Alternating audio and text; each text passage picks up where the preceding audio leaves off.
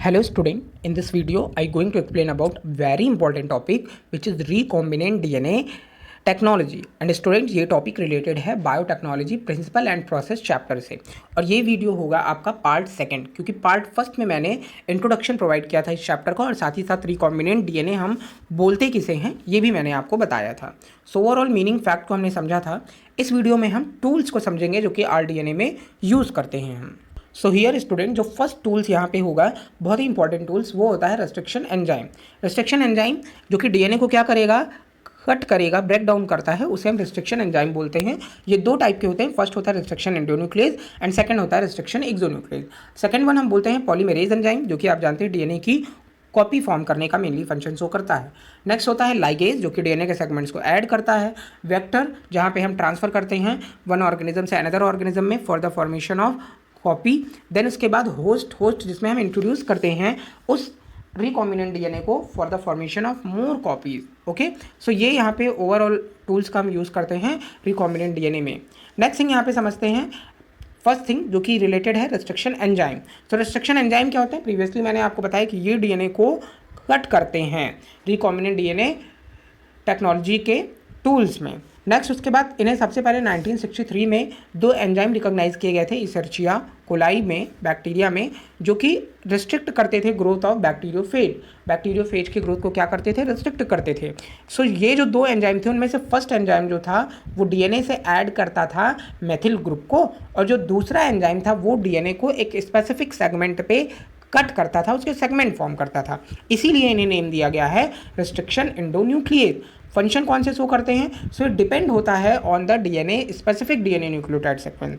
मतलब ये किसी स्पेसिफिक साइट पे डीएनए को डिविजिबल करने के लिए अपना फंक्शन शो करता है। सबसे पहला जो रिस्ट्रिक्शन एंजाइम था वो था हिंद सेकंड एंजाइम, जिसे कि आइसोलेट किया गया था सबसे पहले, और ये रिकॉग्नाइज करता था 6 बेस पेयर के सीक्वेंस को, और वहीं से डीएनए को क्या करता था, पर्टिकुलर पॉइंट पे डिवाइड करता था। अब तक 900 रिस्ट्रिक्शन एंजाइम आइसोलेट किए जा चुके हैं 230 स्ट्रेन्स ऑफ बैक्टीरिया से। सो हियर स्टूडेंट सबसे पहले हैमिल्टन स्मिथ साइंटिस्ट जी थे जिन्होंने आइसोलेट किया था Hind second restriction endonuclease enzyme को, और जिससे इन्होंने आइसोलेट किया था जिस ऑर्गेनिज्म से, उसका नाम था हीमोफिलियस इन्फ्लुएंजा, और इसके लिए इन्हें 1978 में नोबेल प्राइज़ भी दिया गया था। Then another fact about the restriction enzyme. तो यहाँ पे जो रिस्ट्रिक्शन एंजाइम है ये न्यूक्लियेज क्लास के एंजाइम में प्रेजेंट होता है। ये दो टाइप के होते हैं, फर्स्ट वन को हम बोलते हैं रिस्ट्रिक्शन एक्सोन्यूक्लियस और सेकंड वन को बोलते हैं हम रिस्ट्रिक्शन एंडोन्यूक्लियस। सो स्टूडेंट कैसे होते हैं, इनको हमने जो डिविजिबल किया है उसको समझते हैं। सो जैसे आपने ये डीएनए का स्ट्रैंड देखा एक, और अगर ये डीएनए का स्ट्रैंड में हम रिस्ट्रिक्शन एंजाइम को अप्लाइड करें और रिस्ट्रिक्शन एंजाइम जाके फंक्शन शो करे कि इसे टर्मिनल पार्ट पे, मतलब किनारों के पार्ट पे अगर इसे डिवाइड करता है, सेगमेंट्स को, न्यूक्लियोटाइड के सेगमेंट्स को सेपरेट करता है, तो ऐसे टाइप के एंजाइम को हम रिस्ट्रिक्शन एक्सोन्यूक्लियेज बोलते हैं। एक्सो वर्ड का मतलब क्या होता है, एग्जिट, बाहर की तरफ अगर डीएनए के सेगमेंट्स के न्यूक्लियोटाइड को अलग कर रहा है तो इसे हम रिस्ट्रिक्शन एक्सोन्यूक्लियेज बोलते हैं।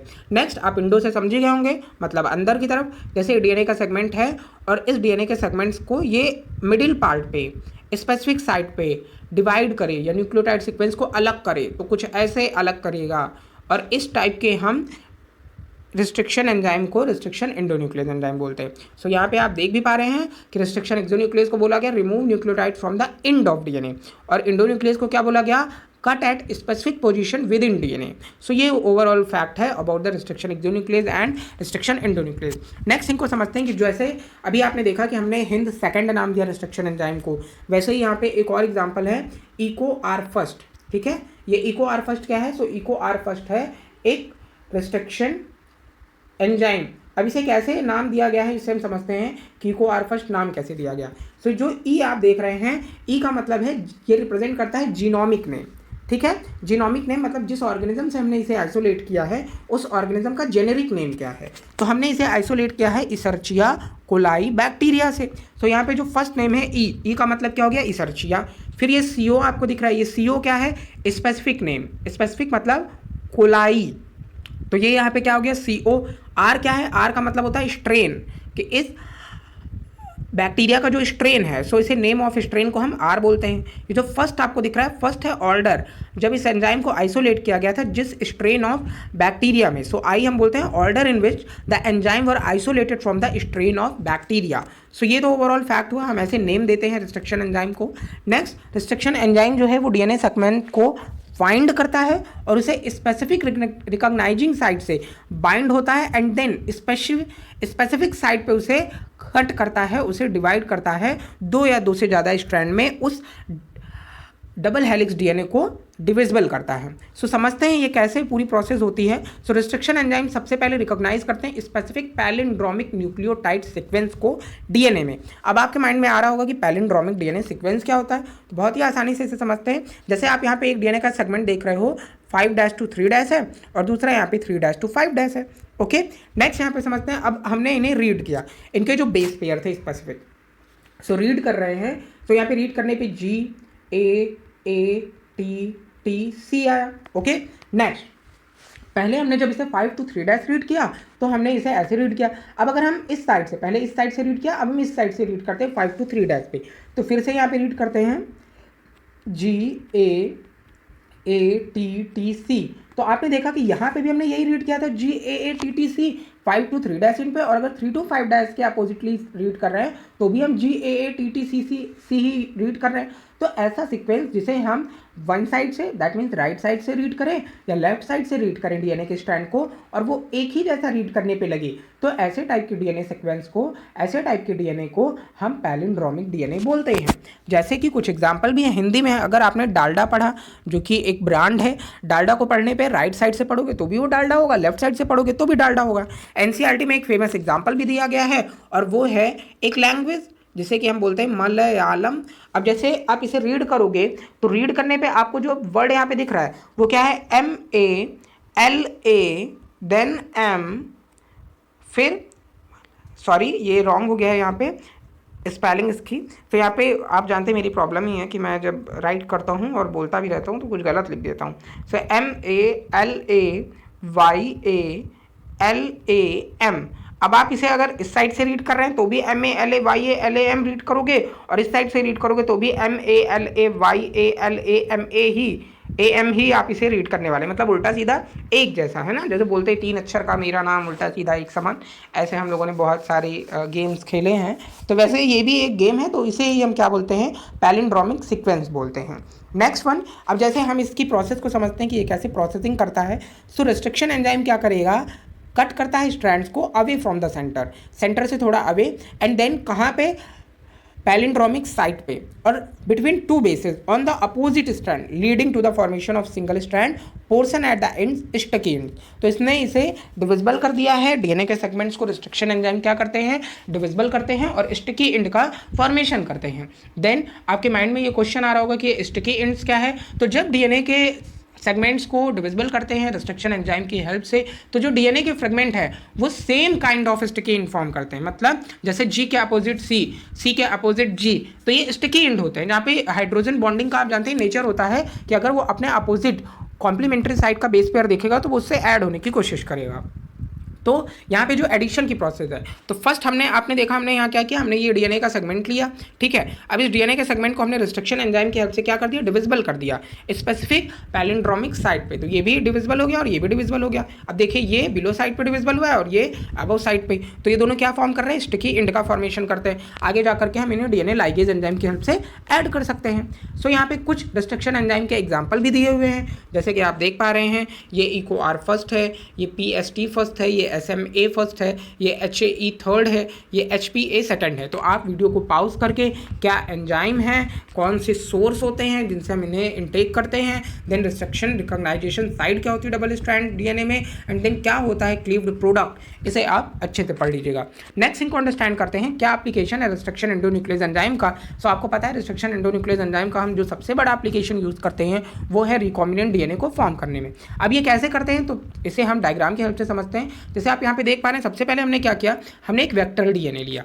वेक्टर डीएनए आप जानते हैं क्या होता है, वेक्टर डीएनए वो डीएनए है जो हमने एक्स्ट्रा क्रोमोसोमल पार्ट जो हमने किसी भी ऑर्गेनिज्म से, बैक्टीरिया में जो प्लाज्मिड होता है उससे हमने इसे ले रखा है, ठीक है। सो ये क्या करेगा, वेक्टर डीएनए क्या करेगा, जब हमने इसमें रिस्ट्रिक्शन एंजाइम अप्लाई किया तो ये रिकॉग्नाइज करेगा साइट को जहाँ से इसे डिवाइड करना है। सेकंड साइट पे हमने क्या ले रखा है, फॉरेन डीएनए ले रखा है जो डिजायरेबल डीएनए है, जिसमें वो स्पेसिफिक फीचर है जो हम चाहते हैं, ठीक। उसके बाद हमने क्या किया, ये दोनों क्या है, स्पेसिफिक साइट पे डिविजिबल हो गए दूसरे एंड पे, देन स्टिकी एंड का फॉर्मेशन भी हो गया।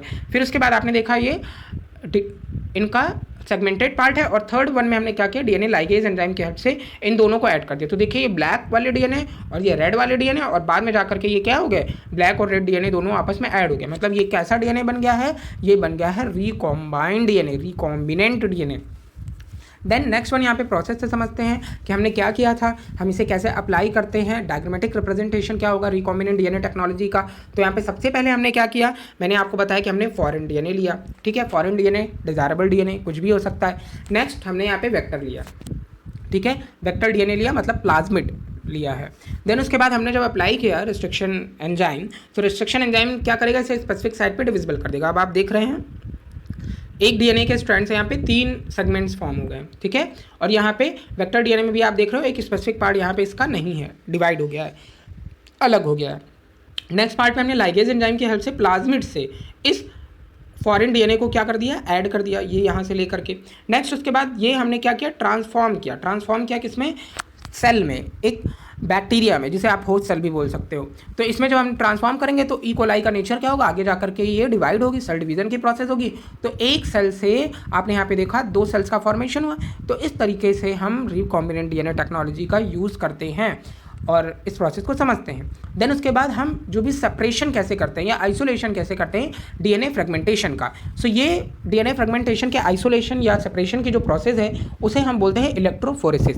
तो जैसे हमने डीएनए के सेगमेंट को क्या किया है, कट किया है through the help of a restriction endonuclease enzyme, जहाँ पे बहुत सारे फ्रेगमेंट फॉर्म हो जाते हैं डीएनए के। अब इन फ्रेगमेंट को हमें साइज वाइज अलग करना है, स्मॉल एंड लार्ज साइज में। सो इस प्रोसेस को ही हम क्या बोलते हैं, जेल इलेक्ट्रोफोरेसिस बोलते हैं, क्योंकि यहाँ पे आप जानते हैं कि जो डीएनए फ्रेगमेंट्स हैं वो निगेटिवली चार्ज होते हैं। सो सिंपल सी बात है, जेल मतलब कुछ लिक्विड लाइक सब्सटेंस हम यूज़ करेंगे, और इलेक्ट्रो मतलब कुछ भी इलेक्ट्रोड, इलेक्ट्रिक जैसा यूज़ करने वाले हैं, जिसकी हेल्प से हम यहाँ पे डीएनए के सेगमेंट को डिविजिबल करेंगे, फ्रेगमेंट्स को डिविजिबल करेंगे और आइसोलेट करने की कोशिश करेंगे। तो समझते हैं कैसे हम कर रहे हैं इस पूरी प्रोसेस को।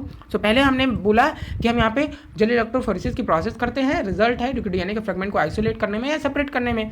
देन करते क्या है, तो हम सबसे पहले एक जेल लेते हैं, ठीक है, जेल का स्ट्रक्चर लेते हैं, और वो जेल क्या है, एग्रोस जेल है। आप जानते हैं जो एगार है, जो सीवीड्स होती हैं, उनसे हम इनको एक्सट्रैक्ट करते हैं। तो मीडियम मैट्रिक्स यूज़ करते हैं एग्रोस जेल का, जो कि नेचुरल पॉलीमर है, जैसे कि हम सीवीड से एग्रोस, जो एगार आप समझ पा रहे होंगे, एगार एक एल्गी से हम लोग लेते हैं, अकुमुलेट करते हैं। देन इसे मीडियम मतलब एक शीव या सेपरेट डीएनए को लेंगे और स्मॉलर फ्रेगमेंट जो भी फॉर्म है इसमें इसको ट्रांसफॉर्म करेंगे। देन उसके बाद हम क्या करेंगे, सेपरेट कैसे करते हैं, जैसे एक साइड पे, जैसे आप जानते हैं कि जो लार्ज साइज के डीएनए हैं वो हमेशा एक साइड पे ही इकट्ठे होंगे उस सीट पे, जो भी हमारे पास इलेक्ट्रोफोरेसिस की प्रोसेस हमने कर रखी है, और जो स्मॉलर साइज के डीएनए होते हैं वो बहुत ही दूर जाएंगे उस सीट पे, मतलब एक मार्जिन पे वो जाके इकट्ठे होंगे, ठीक है। तो ऐसे हम उन्हें सेपरेट करते हैं, एंड देन उसे फिर हम सेपरेशन करने के लिए डीएनए को स्टेन भी करते हैं इथिडियम ब्रोमाइड की हेल्प से, क्योंकि आप जानते हैं डीएनए हमको दिखेंगे नहीं अगर हम उसे स्टेन ना करें।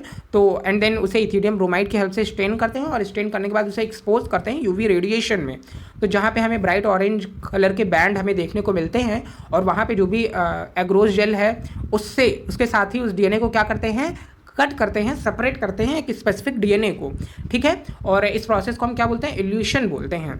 And then purified DNA fragment जो भी हैं उसे हम रिकॉम्बिनेंट डीएनए टेक्नोलॉजी में यूज़ करते हैं, और वेक्टर करते जो भी क्लोनिंग वेक्टर है उसे इसमें अप्लाई करते हैं। सो ये पूरी प्रोसेस होती है separation and isolation of DNA fragment में।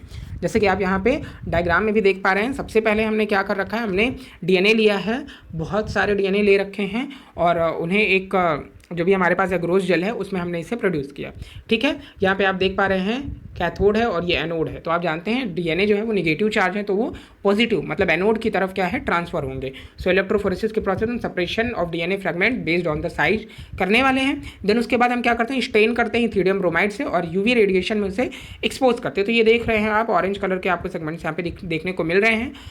और लॉन्गर मॉलिक्यूल एक साइड पे आप देख पा रहे हैं आ जा रहे हैं, और इस शॉर्टर मॉलिक्यूल्स एक साइड पे। तो हमें जिस साइड का मॉलिक्यूल चाहिए वेक्टर में ट्रांसप्लांट करने के लिए उस साइड का हम ले लेते हैं। तो इस तरीके से पूरी प्रोसेस होती है रिकॉम्बिनेंट डीएनए टेक्नोलॉजी की। आई होप स्टूडेंट इतने टॉपिक आपको समझ में आए होंगे कि हमने इसे कैसे किया है। देन और जो भी टूल्स है उसे हम नेक्स्ट वीडियो में समझेंगे। मीन्स हमने यहाँ पे लाइगेज एंजाइम तक समझा है, अब हम अगले वीडियो में क्लोनिंग वेक्टर के बारे में समझेंगे। So thank you student.